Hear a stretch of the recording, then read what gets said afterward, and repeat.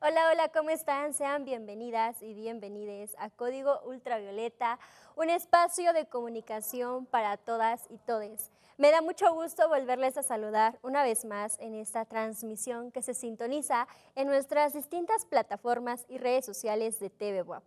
Han pasado 3 años desde aquel 9 de febrero del 2020. Ingrid Escamilla fue víctima de feminicidio a manos de su pareja luego de una discusión en Ciudad de México. El feminicidio indignó al país entero por la hazaña con la que fue perpetrado y la posterior difusión de medios de comunicación y redes sociales de las imágenes periciales del cadáver de la víctima por parte de agentes de la Fiscalía. Las portadas de los diarios principales acapararon titulares revictimizando y mostrando fotografías de la víctima. Asimismo, estas imágenes fueron difundidas en redes sociales como Twitter, Facebook y Reddit, lo que generó indignación y un debate sobre el papel de los medios de comunicación, las autoridades y la falta de perspectiva de género en torno a su labor. Derivado de esto, se puso un alto a la revictimización de las mujeres y gracias a la protesta de miles de mujeres y colectivas feministas, se puso en marcha la Ley Ingrid, que lleva en honor su nombre. La Cámara de Diputados y Senadores aprobó la Ley Ingrid para sancionar a funcionarios que difundan material de víctimas de un delito. Por su parte, grupos feministas exigieron la pena máxima para el feminicida, que finalmente obtuvo 70 años de cárcel. Por otro lado, miles de mujeres lideraron un movimiento para eliminar todo rastro de las imágenes filtradas. La intención era clara: recordar a Ingrid y honrar su memoria.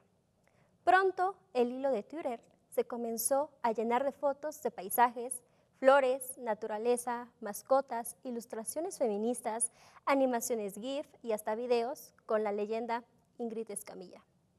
En México, aún nos falta mucho en el tratamiento de víctimas de feminicidio. Hoy nos acompaña Ana Carla Lizaloa Merchad.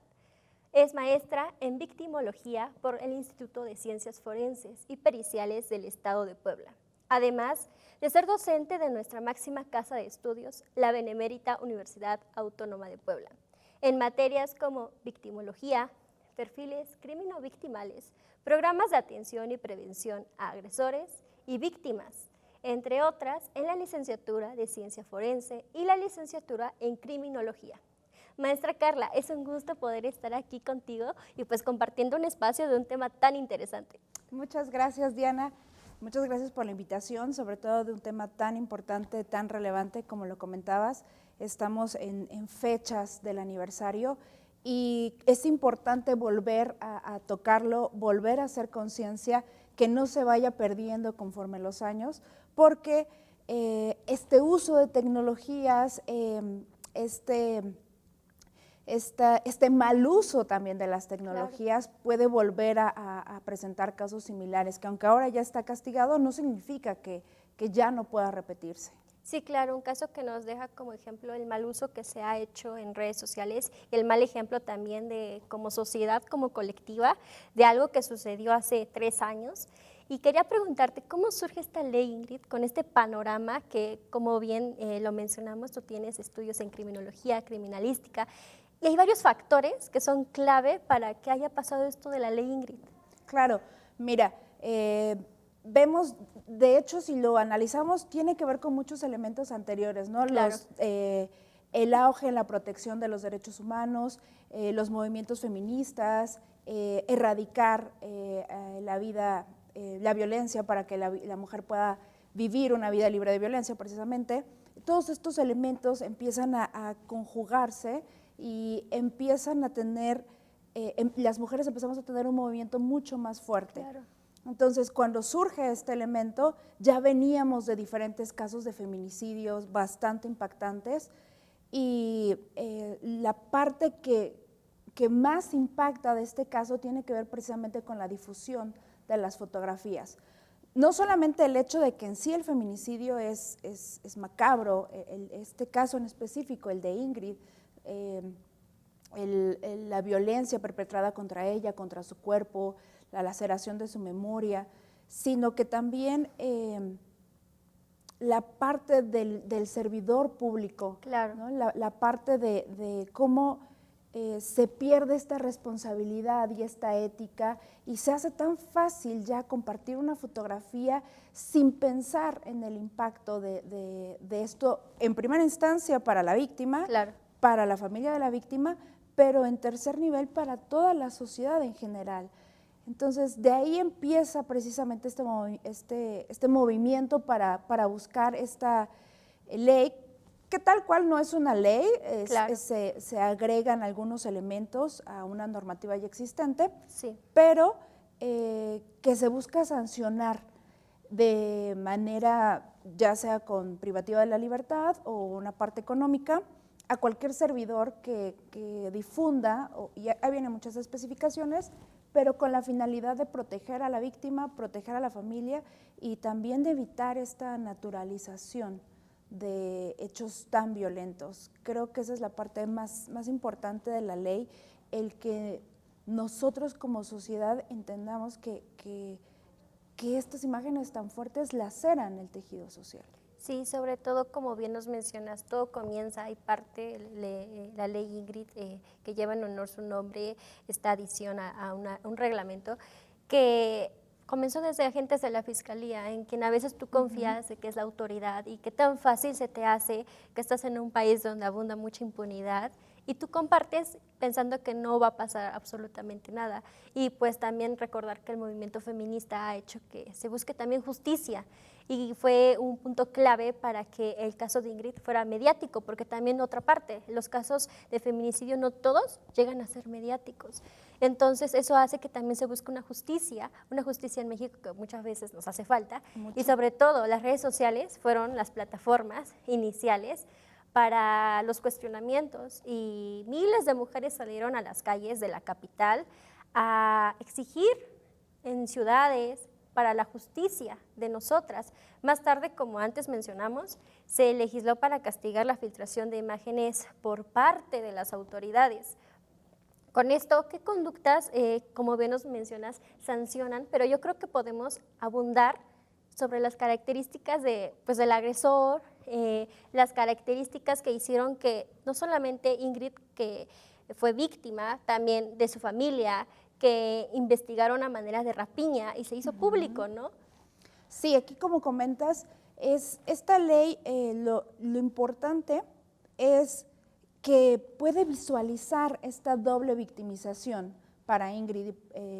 Primero, obviamente, víctima de feminicidio, pero en segundo nivel, una victimización por parte del sistema de justicia, Claro. que por su naturaleza debe protegernos, debe cuidarnos. Hacer justicia a veces se piensa como la única finalidad, pero en realidad también debe estar la protección a la víctima. Muchas veces la víctima es olvidada, la víctima se vuelve en segundo plano. Entonces, esta ley lo que buscó precisamente es que el sistema de justicia vuelva a proteger a la víctima y ponerlo también como un primer nivel. Eliminar esta victimización por parte de los servidores públicos y a cualquier otro elemento también, o persona que difunda algún elemento que ponga que lacere la memoria de la víctima. Sí, sobre todo tomando este caso de Ingrid, de su difusión y filtración, que se les hizo muy fácil también a los medios de comunicación compartir, y nosotros como usuarios finales el tema de la protección de datos, ¿no? Ya sabíamos la historia de Ingrid, ya sabíamos dónde vivía, ya sabíamos en qué condiciones la encontraron, las fotos, sus familias, o sea, vemos que también el tema de protección de datos hubo ahí un no debido proceso Claro, con el feminicidio. Claro. Y no solamente estos datos, estas fotografías y toda la demás información de Ingrid, estamos hablando de que era un proceso, estaba en un proceso de investigación abierta. Okay. Y por lo tanto debía haber mucho mayor protección a estos elementos para no entorpecer, no alentar o no afectar en la investigación. Pero en el momento en que sale a la luz todo esto, pues también impacta una investigación que se está llevando a curso. Y esa es la obligación también. Y lo que comentabas, ¿no? Los medios de comunicación, estos periódicos de la Nota Roja, claro. interesante, ¿no? Cómo venden dos elementos, porque siempre ves la fotografía sumamente violenta, macabra, y también el contenido que dan, ¿no? La No es redacción. informático, exacto, no tiene nada que ver con realmente dar a conocer el caso, sino más bien la parte del morbo. Entonces, tú vas manejando, vas caminando y en una esquina te topas a alguien que vende el periódico y lo primero que ves es esta imagen tan, tan, tan violenta. Claro. Entonces, aquí vemos estas tres aristas, ¿no? Los medios de comunicación, pero en primera instancia, obviamente, los servidores públicos y también nosotros como sociedad, ¿qué estamos haciendo con este elemento de consumo? Sí. A veces irresponsable, pero aquí lo más importante, a veces sin el proceso de conciencia. Claro. A veces ya hemos aprendido a no digerir lo que vemos en las redes sociales o lo que compartimos. Ah, está gracioso. Ah, mira, incluso este elemento de, oye, mira lo que pasó, oye, supiste. ¿Es necesario compartir la fotografía? ¿Es necesario reenviarla? Si ya te llegó, bueno, entonces, ¿por qué seguir esta cadena? Claro. Entonces, este caso por eso es muy interesante, porque te permite entender la responsabilidad que nosotros como sociedad también tenemos en la parte de la victimización, ¿no? Nosotros también como sociedad podemos victimizar a una víctima en segundo o tercer nivel, a familiares de una víctima, y muchas veces no caemos en esta conciencia, en esta responsabilidad. Y lo que buscó la ley, lo que buscó todos estos movimientos feministas, no solamente es responsabilizar al servidor público o responsabilizar a los medios de comunicación, sino también nosotros entender que podemos tener una participación incluso no consciente, ¿no? Claro. Sí, porque al final del día los diarios hicieron mucha mecánica en llenarnos, y lo hacen diario. O sea, es un evento que no solamente es con Ingrid, es diario con todos los feminicidios que pasan en México, con toda la parte en tema de género que pasa con nosotras en nuestro país, y nos llenan, y como bien tú nos mencionas, el perfil en tu área criminalístico de nosotros como individuos, y la autoridad, y las víctimas, y todos formamos parte de algo. Sí, exactamente. Y de hecho lo que comentas, aunque esta ley es de aplicación Claro. para toda la población, se sanciona muchísimo más cuando estamos hablando de niños, niñas, adolescentes, mujeres, y tiene que ver con esta parte, esta condición de género. Sí. No es que los hombres estén exentos de una Claro, violencia claro. mediática, pero en primera instancia nosotros somos víctimas mucho más común. Y aquí, este caso porque fue de un feminicidio, pero podemos ver otro tipo de violencia. Tenemos el caso de Olimpia, Claro. que también terminó en una reforma en la ley, que es otro tipo también de victimización a través de elementos digitales, Claro. ¿no? Y bueno, las fotografías de contenido íntimo, sexual, pero hay muchas otras formas de victimización por parte de medios digitales, y la mayoría de las veces pues somos nosotras las mujeres quienes recibimos esto. Por eso esta ley es tan importante, que aunque sí es aplicación para todos, tiene un enfoque principal a las mujeres porque somos las que en su mayoría somos víctimas. Sí, claro, estamos en un sistema patriarcal en donde el machismo nos va a atacar siempre a nosotras, y estamos en esta lucha de que se nos reconozcan los derechos, y pues tener que exigir y hacerle la labor a veces al Estado para que se haga la justicia. Y también una parte muy importante, la filtración de estas imágenes explícitas en varios periódicos, medios electrónicos, digitales, del feminicidio de Ingrid Escamilla, ponen en discusión prácticas periodísticas, editoriales y empresariales en las cuales sobreponen los intereses comerciales de lucro y de rating sobre sus responsabilidades sociales. Dejan entrever por parte de las autoridades pues las emisiones en materia judicial y de radiodifusión. El mal manejo de la información hizo que se vulnerara la vida de Ingrid, sus datos personales, cómo vivía, quiénes eran sus familiares y demás puntos clave de ella. ¿Qué pasa con la protección de datos que ha sido expuesto en materia pericial en tu rama? ¿Qué pasa si nuestros datos fueron expuestos? ¿Hay algún autor? ¿Cómo podemos nosotros pues, tener alguna acción ante un suceso así? Ahora, hoy en día tenemos ya muchos elementos de protección de Claro. datos, muchos derechos, leyes. Esto te permite también poder solicitar a instituciones tanto privadas como públicas qué datos conocen de ti, qué datos tienen, cómo los están manejando, cuál es su finalidad. Digamos que hoy en día tenemos todavía este elemento de que ya hay una ley que me permite pedir la protección o Claro. pedir la sanción. Sin embargo, bueno, sigue siendo muy a la letra, ¿no? Sí. Muy de acuerdo a la reforma, sigue siendo complicado a veces estos procesos de exigir, ¿no? Que se protejan tus datos o cuando ya han sido vulnerados. Y específicamente en el caso de víctimas. De Claro. hecho, nuestro artículo 20 constitucional, el apartado C, que es de víctimas, ahí hay una parte que habla sobre esta protección, ¿no? De los datos, de la información de la víctima, porque también ya se hace con el imputado. Ok. También se protegen ya, de hecho vemos personas que son detenidas y se les cubre los ojos, se les pone solo la inicial del apellido, precisamente para protegerlo, para evitar una victimización. Pero pareciera que toda la protección de datos va para el sujeto antisocial, Sí, claro. ¿no? Va para el imputado, el sospechoso. ¿Y qué pasa con la víctima, ¿no? ¿Qué pasa con los familiares de las víctimas?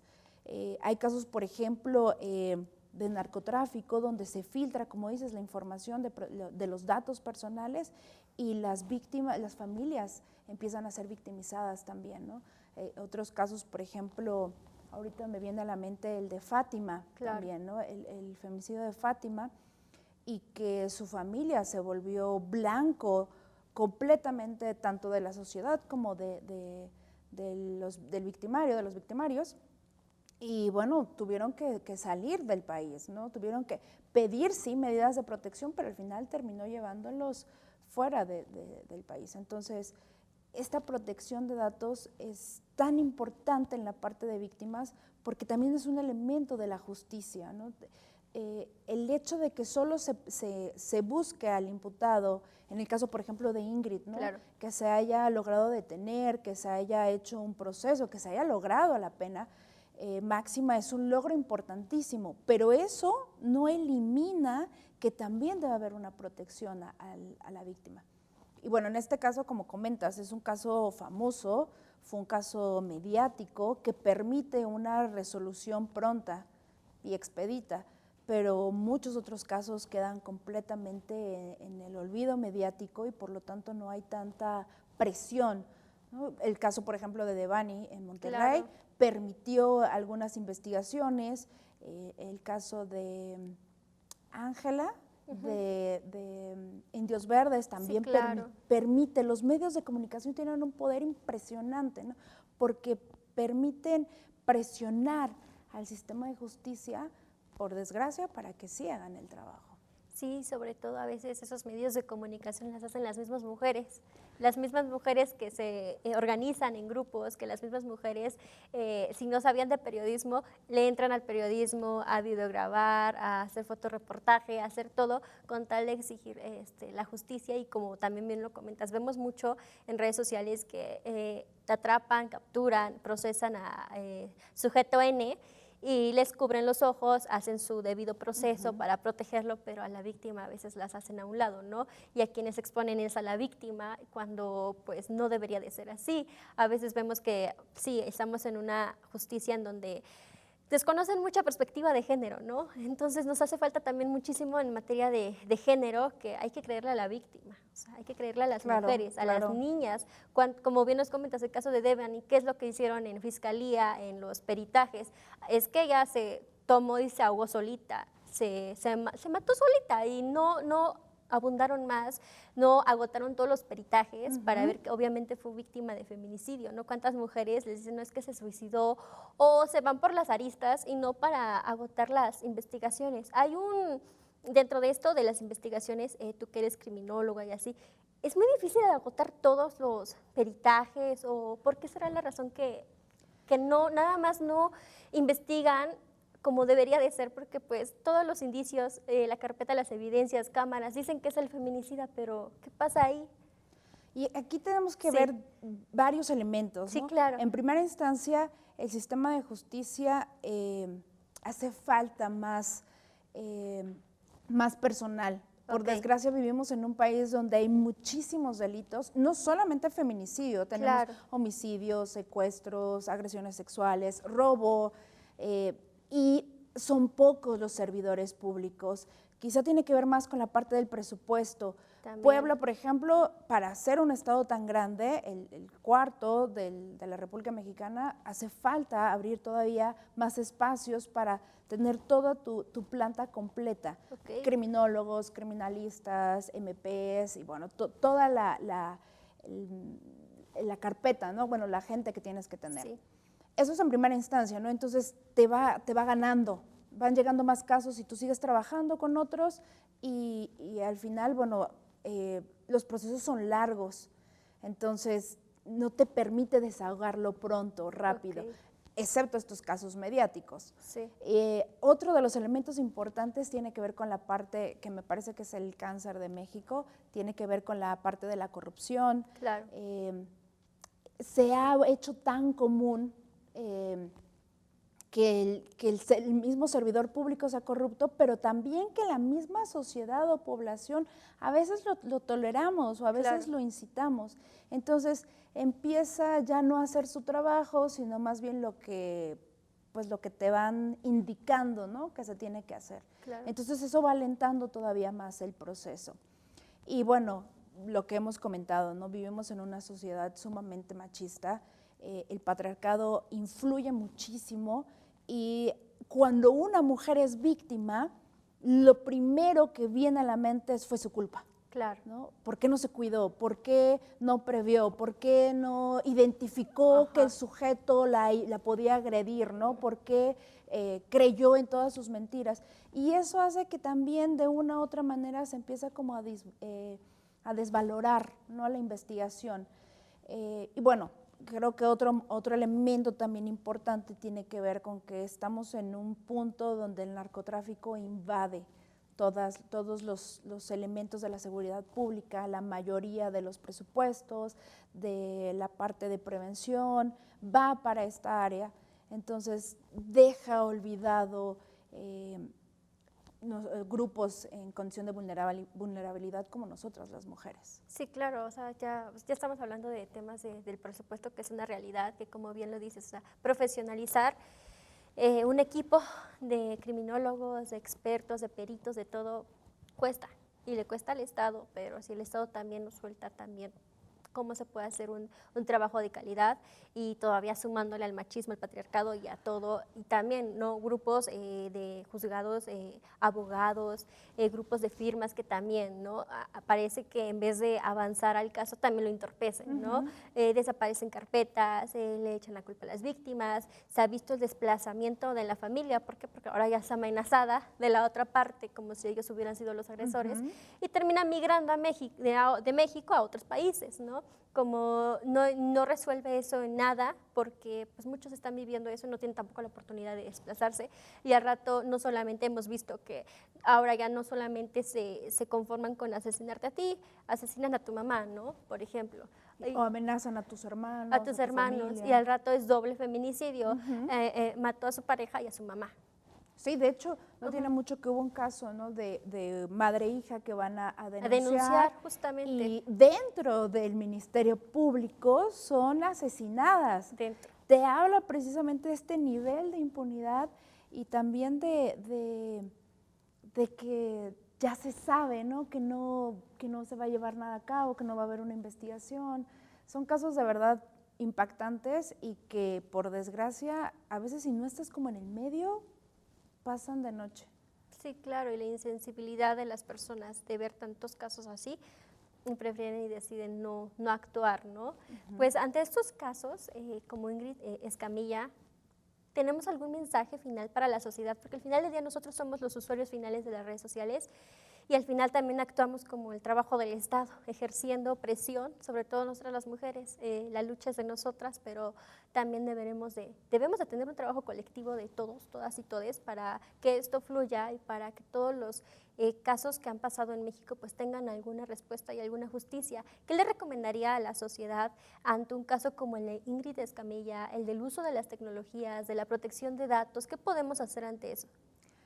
Una de mis recomendaciones más grandes es evitar la cosificación de las víctimas, no naturalizar la violencia, no pensar que mis acciones son chiquititas, que no cuentan, que no crean un impacto. Al contrario, el caso de Ingrid nos permite identificar el impacto que cada usuario puede tener en estos casos, en estos fenómenos. El hecho de decir, voy a reportar las cuentas, voy a publicar una fotografía, y cuando se hace toda esta colectividad, realmente hay un impacto en la conciencia. Entonces, lo primero es nosotros como usuarios de redes sociales hacernos también responsables. Y no hablo solamente de Instagram, Twitter, Facebook, incluso por WhatsApp, ¿no? Estas cadenas, estos reenviados, no solamente de casos de feminicidio, en general de cualquier otro elemento o conducta violenta. Importante hacernos responsables y no minimizar lo que nosotros podemos hacer, parar, no compartir. Y bueno, lo ideal sería también decir, bueno, no está bien lo que estás haciendo, no está bien cómo estás manejándolo, porque al final es una persona que hay que proteger la dignidad. Y proteger la dignidad no es solamente por parte de los servidores públicos o del gobierno, nosotros mismos como sociedad. Entonces, mi recomendación sería utilizar este caso como ejemplo del poder que tenemos los usuarios de las redes sociales para no minimizarlo y sobre todo para no compartirlo, no hacer estos elementos de difusión y no naturalizar la violencia. Que el caso de Ingrid sea el último donde sale a la luz el cuerpo de una mujer violentado y que permita a nuevas generaciones ser mucho más responsables con lo que están compartiendo. Nos hace falta mucha seguridad digital, pero bueno, se nos acabó el programa. Muchas gracias, Carla, por el día de hoy, pues compartirnos desde esta parte los usuarios finales, como siempre, unos agentes de cambio o agentes que desafortunadamente podemos deshacer muchas cosas. Lo importante es hacer colectividad y pues todos, todas y todos hacer una sociedad mejor. Muchas gracias, Carla, por venir. Muchas gracias. Y pues esto es Código Ultravioleta. Nos pueden sintonizar en el 18.1 de T Abierta o en el 118 de Mega Cable. Nos pueden seguir en Facebook, Instagram y Twitter como TV WAP. O si lo prefieres, nos puedes encontrar en radioytv.wap.mx. Yo soy Diana Galicia y así me puedes encontrar en todas mis redes sociales. Fue un gusto saludarte. Gracias por el placer de tu tiempo. Nos vemos. Hasta la próxima.